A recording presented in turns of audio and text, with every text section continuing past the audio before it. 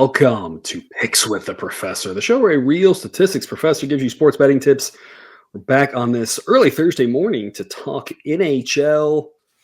Because Jared, I have no idea the timing of these recordings for our people, if they'll be more early morning or late night going forward. But I thank you and obviously Jake as well for being flexible with the schedule changes as life things happen. And we got to figure out how life works now with the whole second kid, baby, wife going back to work thing at some point here in the near future. Your life's going to get kind of complicated, you know? Yeah, that's a lot of change. I would say, we have one, and it's like sometimes it's like one is sometimes too many, and so having two, I feel like more frequently probably feels like too many. I mean, we love our children, but yes, obviously, still, they do children things. So. Yeah, like like I'm sure we did, as well. Yeah. But anyway, we've got 3 hockey games here to cover today. A boatload of college basketball picks as well over on Dub Club. If you're interested in checking those out, as we just take a quick little detour to hockey, and then we'll be back tomorrow with more college basketball. But Cousin Jared, the recap here, I've said from the start, this is a newer process for me with hockey. And I'm not sure exactly where to split the grades. Right now, it's about a quarter of picks are in each bucket. So far, the B grades have done slightly better than the A grades. I would say that's rounding error. That's not statistically significant, but the fact that the B grades have done as well as the A grades have been something that's kind of been the case for a while now with this model here. We've been running this for about 3 weeks now. And that's what I've been saying from the start was like, hey, we should be kind of considering both because I don't really know. Maybe the threshold should be higher or lower or whatever. But the A grade sides have struggled a little bit as of late, but the A grade totals have made up for that. And the B grades have done well on both things. We got some free show winners last week, which was nice after a terrible start. And hopefully we can continue that today. Yeah, because any model insights from you, any thoughts other than the thing I think I've been posting on Dub Club and we've been kind of talking about, which is that the, model does seem to have some things it likes and doesn't like. And at this point, we're trying to figure out, is that just right? And is it just the market's just off? Because the market's just off on some teams. That's just the way it goes. And we talk a lot in college basketball this year, how there's been a ton of teams that the market's just missed on totals and just doesn't seem to care. And we continue to profit on those, right? Is it one of those situations, or is there something in the model that's a little bit biased? And at that point, is it what it is, or do I need to fix it? So there's a lot of those question marks that we don't know about. But other than that general musing, do you have any other thoughts or insights to add that you've seen so far? So number one, I would focus on overall. So A grade sides, not up. Everything else, up. So I think you're going to see a lot of that with hockey just because of how many, plus odds underdogs that we're going to be taking. The other thing I would say is like clearly Sideline does not like the Avalanche and it loves the Coyotes for some unknown reason. Like, I don't know what to think about the Avs necessarily and what it thinks of them, but the Coyotes, like, they've been close in a lot of these games. They were up 3-1 after, I think 3-1, 3-2 after 2 periods against the Oilers earlier this week. And they lost 6-3, which is possible to do against a team like the Oilers. Yeah. But I mean, you're talking one Coyotes win of these, a string of 1-goal losses they've had. Mm-hmm. And this A grade side is positive. So I think you're just going to see a lot of variability with the sides here is kind of all I'm getting at, because we're taking so many dogs. You just got to hit a couple of them and you're going to have a good week, but you're going to have weeks where a lot of dogs lose 1-goal games. Yeah, and we've long talked to you about the difference in money line and puck line, and everyone has their own personal preference and thought on that. I don't think it's as simple as always do one or the other, and so it's something I'm aware of. We're thinking about the modeling, but I think you make a good point that I don't think I highlighted quite well. Is that a lot of times people. And I put the green and the red to know up and down, of course. And so your eyes kind of probably drift to the units and the ROI, which is pretty overall, I think, impressive. But of note, the actual record, I think, is interesting because B grade sites 14-14 means we're taking some dogs to be winning at 14-14, but we're clearly not taking as many B grade dogs as A grade dogs because the A grade dogs 17-26. But like you said, one flipped game. and that is positive. Now, it's not hugely positive, but to be positive at pretend that was 18-25 just goes to show that in general, we are not messing around with big favorites in this iteration of the NHL model. Mhm. And that was kind of the hypothesis from the start that we wouldn't be, because big favorites is generally the way to lose. In hockey, because it's a pretty random sport. And so a lot of learnings and whatnot and growth, and you're here for the early parts of it, so hopefully it's exciting for you as we dabble in our expertise into hockey. But we're going to start off here with Panthers and Hurricane. Before we get there, you can sign up on YouTube. There you go, or on Dub Club and promo code and blah blah blah. The same stuff I always say, and I'm just terrible at it, but sign up link in the show description. $5 off your first month. If you're with us on YouTube, of course, you can just scan that QR code and get that. But anyway, we will now start off with Panthers and Hurricanes, which is like the heavyweight fight of the night. Two non-traditional hockey markets, although Carolina, of course, is known to have a pretty solid fan base. But this isn't Toronto and Chicago and that sort of thing, but two really good teams. You can see it by sidelines ratings. They're number one offense in the NHL, and Florida number one defense for Carolina. The difference in this one, and for the Hurricanes, Frederik Andersen coming back soon, hopefully after his health issues, as he's now working out a little bit, would be a huge boost in net for them. Kochetkov has been better than the other goalies they've put out there. They found Spencer Martin off, basically he wasn't, but he feels like a guy coming off the couch kind of thing, Joe Flacco style. They've had so many goals. It's just been mostly rough for them, but Kachekhov's been okay. You can see that 106 rating according to Sideline is slightly below average, but it's been not bad. And they've got such a good defense in front of them and a great offense. They don't need they just need mediocrity back there, and they're still a very good team. Obviously, the Panthers, Bobrovsky, according to Sideline, number 9, but a couple good games, and all of a sudden he's back up in the top 5. There a lot of them are pretty close in that ballpark, and he's obviously a very good goaltender. It's priced fairly well with regards to side. We're going to go over 6. Minus 120 is an A-grade pick. Sideline says that 62% of the time that the game doesn't push, we will win. So removing the pushes, this is a pretty strong overplay for us. I believe, if I remember correctly, there is a 12% chance of a push, according to Sideline. Of course, 5 and 7 are more common than 6 as modes, even though 6 is the median hockey score. And so when we talk about 5 and 7 are both common, we just remove 6. If 6 happens, we just, we get our money back and we move on with life. But 6 being the median and not the most common, but something that could happen, of course, remove that. We are looking at, is it 5 or 7? When you look at these two teams, 7 seems more likely than 5. It's kind of that simple, right? Yep. I would agree with that. In general, if you're looking at everything here, I would say one of these things is not like the other. And that is Kochetkov, and nothing against him. I mean, who else are they going to be throwing out there? You mentioned some of the people they've had out there this season, more than subpar.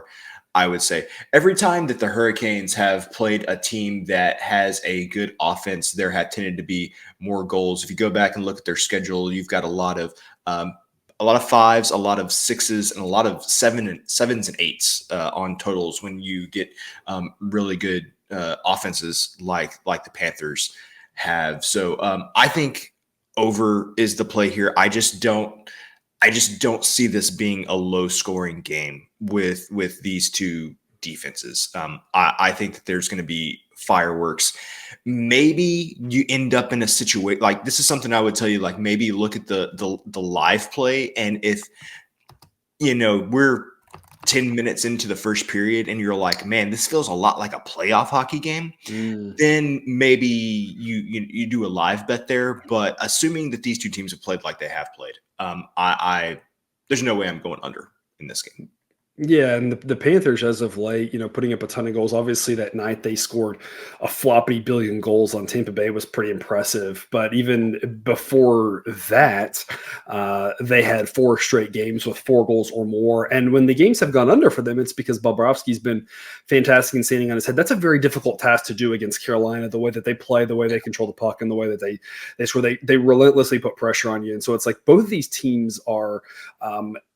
Can absolutely hold other teams down because they're good hockey teams, of course. Carolina does it more with their defense rather than the goaltending, whereas Florida is pretty good at both. But again, you're just talking about 2 really good offenses, and that's where it's going to be anything can happen, especially in hockey, right? And you could just have the goalies sitting on their heads and a bunch of posts and that sort of stuff, overturned goals, that sort of thing. But in general, you just expect the offense to get a lot of pressure, and that leads to more likely to see something like 7-5 making over 6. Pretty smart investment. Yep.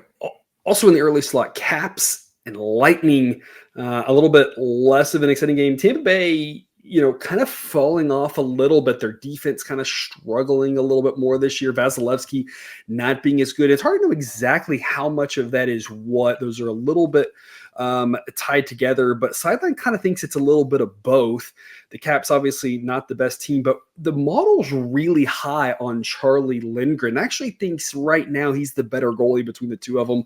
I'm not sure exactly how much that is the case, but if nothing else, I think it's at least worth a discussion between these two goalies as to, is Vasilevsky really the guy you want in net between the two today? Obviously, he's got a great past and the name recognition of how good he's been, before. But I think that's why we're getting a little bit of value here, because that name recognition and what he did 2 years ago, 4 years ago, et cetera, may not hold a ton of weight for right now. Tampa's at home, and they should be favored, absolutely. Model says they win 60% of the time. That makes the Caps plus 170 a pretty interesting pick for us and a nice little dog.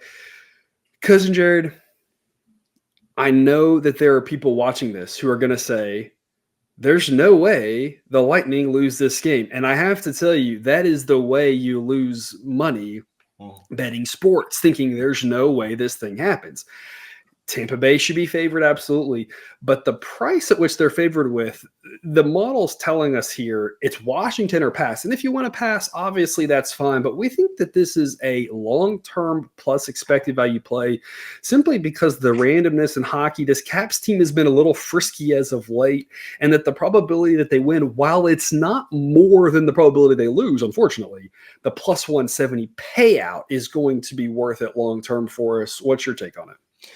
I think that what I have seen from the Lightning as of late, they could make any offense look potent on any given night. And so, do I think the Lightning are going to win this game?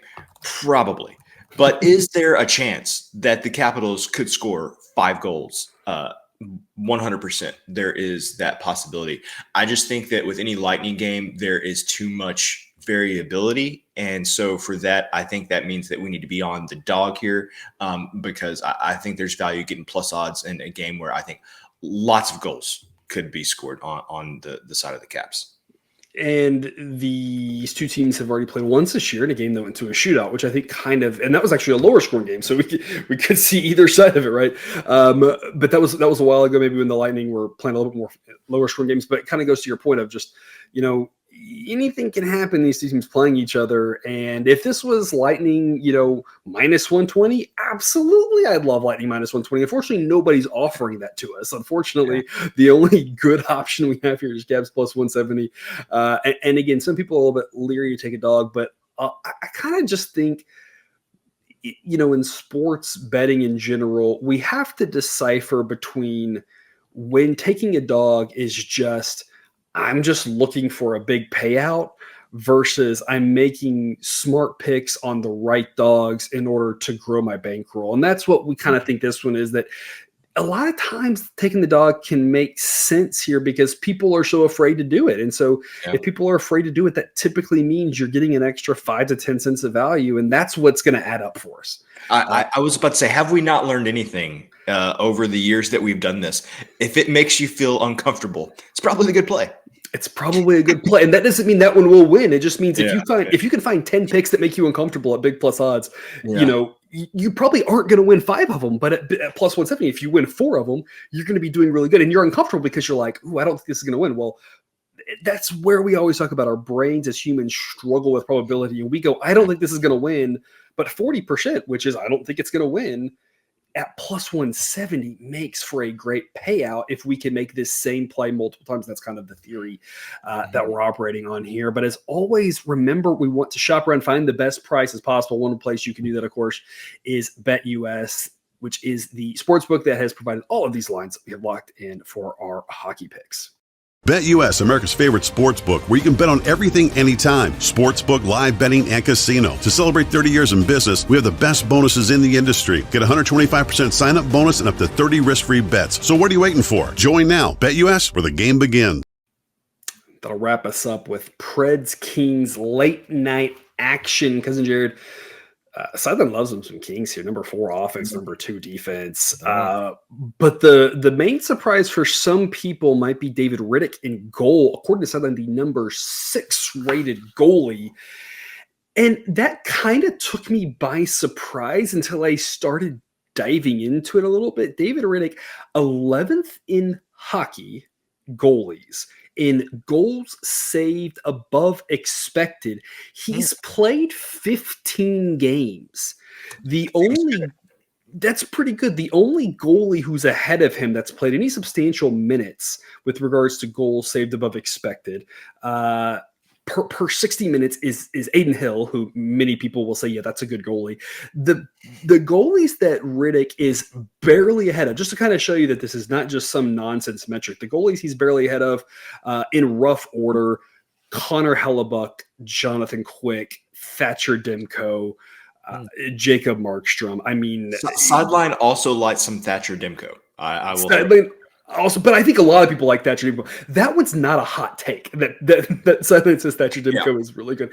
Everybody agrees with that one. The one that might be more of a hot take is David Riddick. And many of you might be looking at this and saying, no, I know that, but I feel like it's more of a secret, maybe more you haven't heard of, but he's been very, very good this year for this Kings team. We're going to back the Kings. We're going to do on the puck line at plus 165 as an A-grade pick. Model thinks the Kings are very likely to win, but playing those big minus odds, we talked about the model, just not seeing a lot of value in it. Too much variability in hockey for them to lose. The probability the Kings win by 1 is not overly high. It's possible. You sometimes don't see the late empty netter. They could obviously win overtime or a shootout, but I'd rather remove the overtime shootout, say if it gets there, whatever, no big deal, for the much bigger payout in the long run of the fact that the Kings are just more likely to just outright win this game by 2 or 3 goals.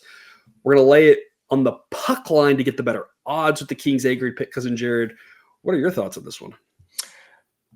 We talked about plus odd plays, and how Sideline has an affinity for them. Another thing that I've noticed is Sideline seems to give quite a large edge to teams that are at home. You've got 2 teams where it seems like a mismatch, but it's at home, and Sideline says there's value in backing the dog team at home, which you would think like, hey, this team should lose, but to your point, we don't understand probability. We don't do it well. The Kings do not fall into that category. Sideline saying they should be favorites here. Doesn't really matter.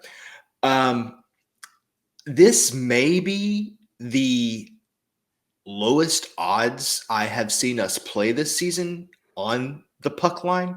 So a lot of the puck lines that we play, These are around 200. Yeah, plus 175, plus 190, like I said, plus 200, plus 210. So it catches my eye when Sideline says, I see enough value here that I am still going to tell you to play the puck line at plus 165. Sideline likes the puck line here all the way down at plus 142 for an A grade, which is definitely one of the lower thresholds I have seen for a puck line play. For me, that's a strong indicator for Sideline. We have talked about how much it likes dogs, and while this is a plus odd play, it's saying that more times than not, it thinks that the Kings are going to be able to win by at least 2 goals. I like this one just because it is an anomaly compared to what Sideline normally recommends that you play. So that's why I'm backing this one.